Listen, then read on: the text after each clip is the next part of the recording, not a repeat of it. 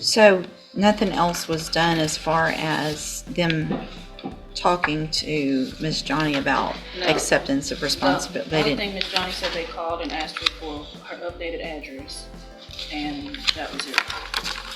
Okay. This hearing starts off like a slow motion car crash. You can see it coming, but she just won't hit the brakes. The defendant is sitting there acting like responsibility is a foreign language, pretending she doesn't understand what's at stake. And the crazy part? She's seconds away from ruining her own plea deal. It's like she's allergic to accountability. Some people treat court like it's an episode of Let's Make a Deal, except the only prize here is jail time. You can tell the judge is already done playing therapist. It always blows my mind how often defendants talk themselves into a worse situation instead of just owning up. Most plea deals are designed to help you, not trap you. Let me know what you think about this defendant, and let's dive in. So was there another one, and then this was an updated one?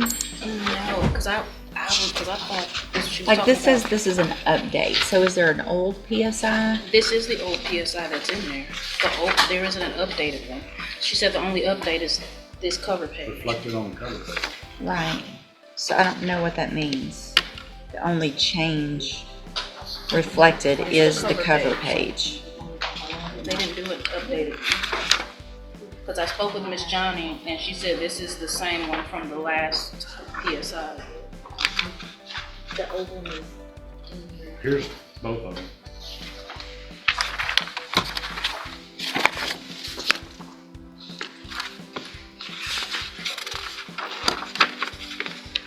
I guess I don't understand why we got two. I'm very confused. Well, this was Remind one me. where she had pled and you refused to go along with it because she didn't accept responsibility for the crime. Uh-huh. And then we came back and she did accept responsibility, so we re-pled for the same. Okay. There was a different attorney involved on the first time, and then I was appointed. She pled in May of last year. Was full deferred to Tom Burbank.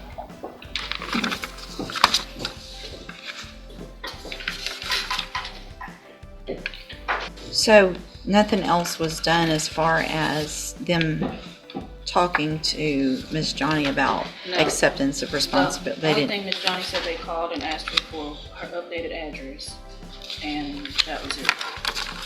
Okay.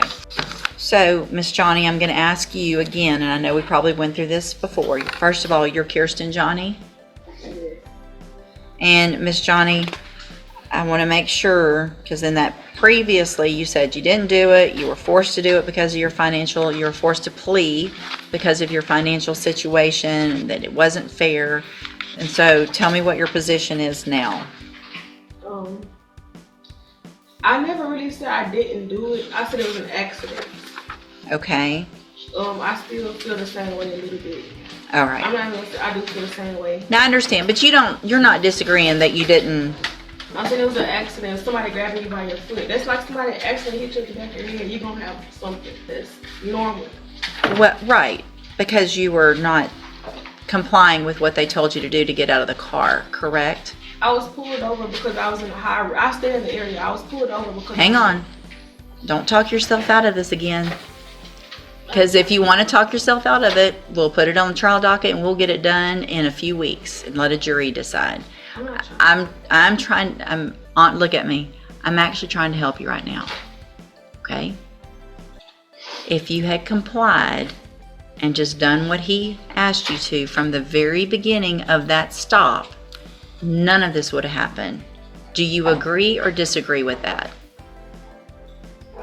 Yes. Yes, what? Yeah. No, do you agree? Listen to the question. Do you agree with that statement or do you disagree with that statement? I don't wanna lie. You don't like it, do you? You don't think he should have done that? It's not that. I feel like we was pulled over for no reason. If you follow. It doesn't matter if you were pulled over for no. Listen to me. This is why we're hearing stuff all over in the news.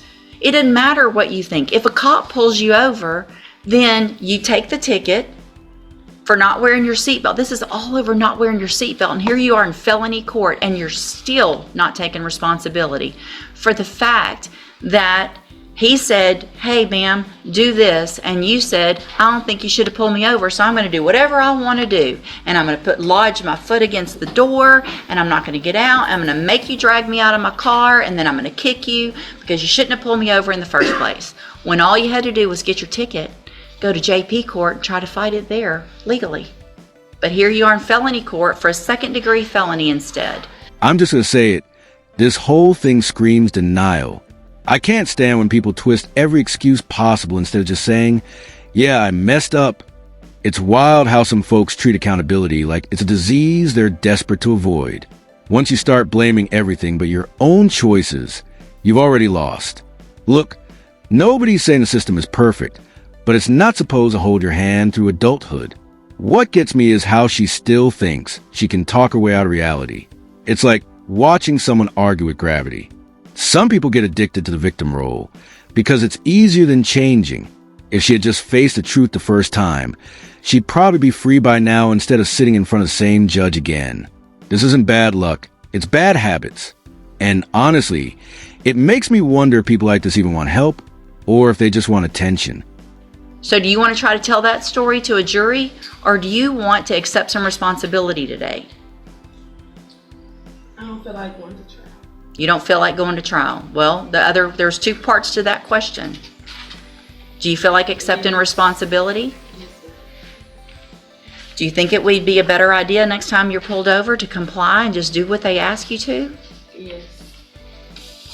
And Your Honor, just for the record, Miss Johnny did review the video with me in my office, so she is aware of what all transpired. She saw it.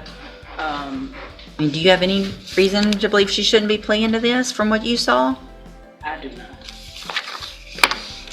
So, you even saw how you acted.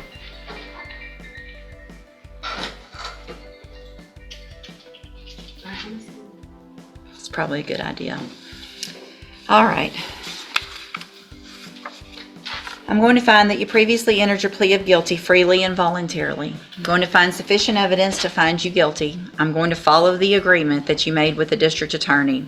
I hope you prove me wrong on this, because I really have some concerns that you're going to be able to be successful because you're not taking responsibility and you're not wanting to follow directions and things like that. And you're about to have 4 years of having to follow directions on probation.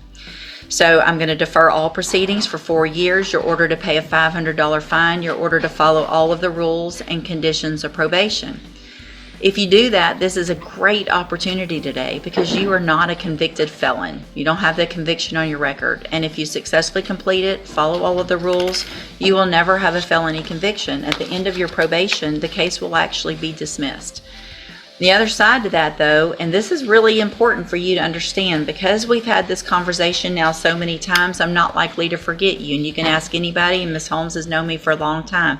It's not usually good when I remember people, right? So if you violate your probation, you'll get brought back into court. You could be found guilty, which means you become a convicted felon, and I can sentence you to prison anywhere in the range of punishment, which is up to 20 years in prison for this. You understand? All right, I'm handing you the trial court certification that shows this was an agreement that I followed, so you've waived your right to appeal. You need to have a seat here in the courtroom. Probation will go over your paperwork as soon as they're ready. Okay, and you said that I'm not considered a conviction felon, but I was told that even though you say that, it's still going to be on my record. So the arrest is on your record. The arrest will always be on your record. But so if you're asked a question on a, filling out an application for a job or something, if it says, have you been convicted of a felony? The answer is no. But if it says, have you ever been charged with a felony, or are you on probation for a felony, you are going to have to say yes to that. But the conviction part is still better than nothing, not having that conviction, right? Yes. Okay, have a seat in the courtroom. Watch for probation to call you up. I'll give her this. At least she finally owned up to her mess. But it shouldn't take hitting rock bottom to get there. I'll never understand why people make simple problems harder just because they hate being told they're wrong. Accountability feels like one of the rarest traits these days. It's like people think admitting fault means losing who they are.